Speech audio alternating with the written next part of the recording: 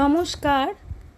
আলোর পথে এই আধ্যাত্মিক ও দিব্য জীবনের চর্চায় সকল ভক্তমণ্ডলীকে জানাই শ্রদ্ধা, অভিনন্দন ও শুভেচ্ছা।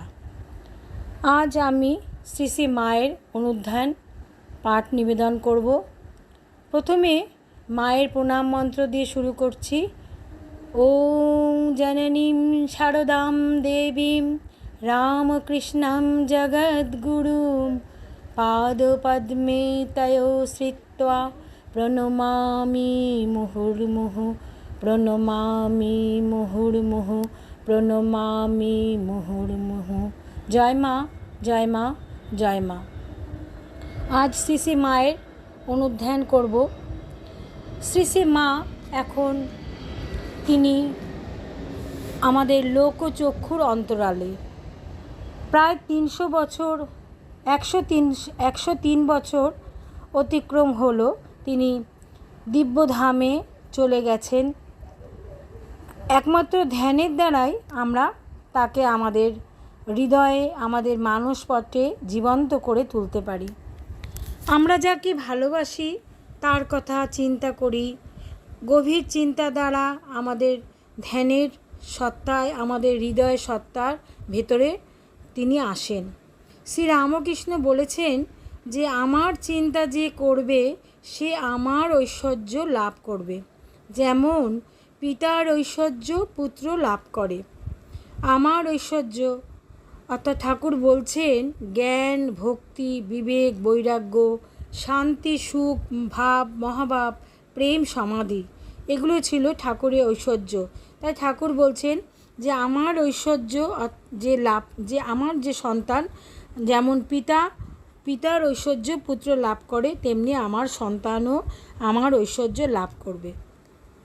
ছান্দোগ্য উপনিষদে সনত কুমার নারদকে ধ্যানের মহত্ব সম্বন্ধে উপদেশ দিয়েছিলেন।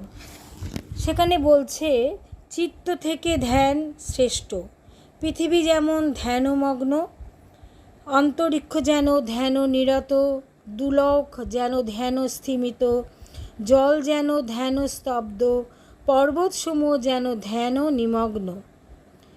তারা যে ধ্যান ফলের অংশভাগী হন, আর যারা প্রভু গুণে ভূষিত তারা ধ্যান ফলের অংশভাগী হন। ধ্যানকে তারা উপাসনা করে। সনত কুমার বড় সুন্দর কথা বলেছিলেন। ধ্যানাম উপাস্যস, ব্রহ্মবুদ্ধিতে ধ্যানের উপাসনা করো, তাহলে ধ্যানের যতদূর গতি তারও যথেচ্ছ গতি হবে। আমাদের মন বড় চঞ্চল। ধ্যান করতে বসলে মন বিভিন্ন স্থানে নানা বিষয়ে বহু ব্যক্তির মধ্যে দুরন্ত বেগে ছোটাছুটি করে। যোগশাস্ত্রে ও গীতায় চঞ্চল মনকে শান্ত করবার দুটি উপায় নির্দিষ্ট হয়েছে, অভ্যাস ও বৈরাগ্য। দীর্ঘকাল নিরন্তর মনকে এক বিষয়ে ধরে রাখা কঠিন ও সাধন সাপেক্ষ। আমরা সিনেমা দেখতে ভালোবাসি কারণ সিনেমার চিত্রগুলি ক্রমাগত পরিবর্তিত হয়। মন এবং সিনেমা উভয়ই চঞ্চল, তাই তাদের মধ্যে মেল বন্ধন। যারা যোগমতে চিত্তবৃত্তি নিরোধ করতে পারে না, তাদের পক্ষে এই মাতৃধ্যান খুব সহায়ক হবে। এই ধ্যানে একই বিষয়ের উপরে রূপ, গুণ, সেবা যুক্ত থাকে, যার ফলে চঞ্চল মন ঈশ্বর বা শ্রী শ্রী মায়ের রূপ, গুণ, লীলা, সেবা ক্রমাগত আস্বাদন করতে আমরা পারব। এই গ্রন্থে শ্রী শ্রী মায়ের ধ্যান ও চিত্রগুলি স্থান, কাল, পাত্র সমেত আমাদের মানসপটে উজ্জ্বলভাবে প্রকাশিত হবে। আমরা ঠাকুর এবং মায়ের যে গ্রন্থ মহারাজরা লেখেন, তারা রচনা করেন, তার থেকে আমরা সমৃদ্ধ হই এবং সেই মহারাজদের প্রতিও থাকে আমার সশ্রদ্ধ প্রণাম। তাদের এই গ্রন্থগুলি পাঠ করে আমরা সমৃদ্ধ হই, আমাদের মন পবিত্র হয়, তৃপ্ত হয়। শ্রী রামকৃষ্ণ সুন্দর বলেছেন, আমরা যতক্ষণ মাকে না দেখি ততক্ষণ ডাকতে থাকি, কিন্তু মা যখন আবির্ভূত হন তখন কি মাকে বলি তুমি আমার সামনে বসো আর আমি চোখ বুজে তোমার ধ্যান করব?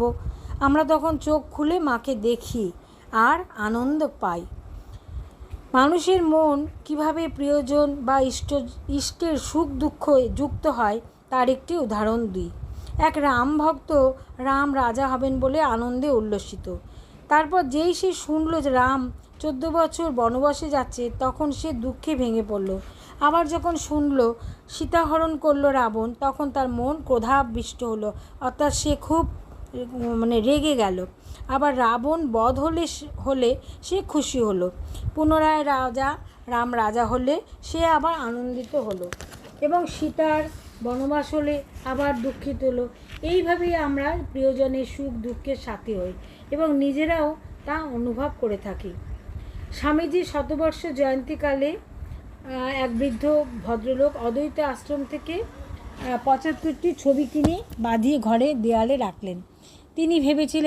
তিনি বলেছিলেন যে দেখুন, আমি বৃদ্ধ, আমি এখন ধ্যান জপে সেরকম বসতে পারি না। এই প্রত্যেকটি ছবির সামনে এসে আমি এক মিনিট করে দাঁড়াবো এবং স্বামীজির কথা চিন্তা করব, তাহলে আমার 75 মিনিট স্বামীজির ধ্যান হয়ে গেল। স্বামীজির সঙ্গে আমার নিজের মনকে যুক্ত করে আমি আনন্দ পাবো। এইটি তার মনের মধ্যে একটা এলো, তিনি তাই করলেন।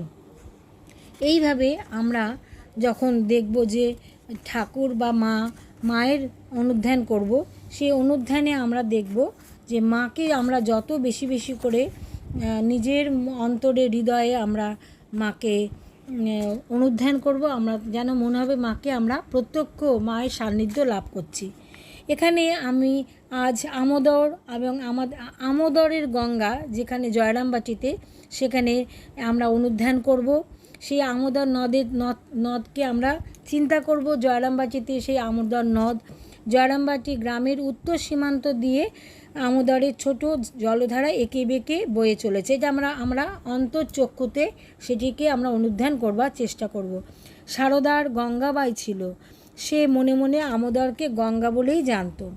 সারদা মায়ের আত্মকথাতে আমরা জানতে পারি, তিনি বলছেন, নিজে মুখে বলছেন যে সারদা আত্মকথাতে আমরা জানতে পারি যে তিনি বলছেন, ভাইদের নিয়ে গঙ্গায় নাইতে যেতুম, আমাদের নদী ছিল যেন আমাদের গঙ্গা স্নান করে সেখানে বসে মুড়ি খেয়ে আবার ওদের নিয়ে বাড়ি আসতুম।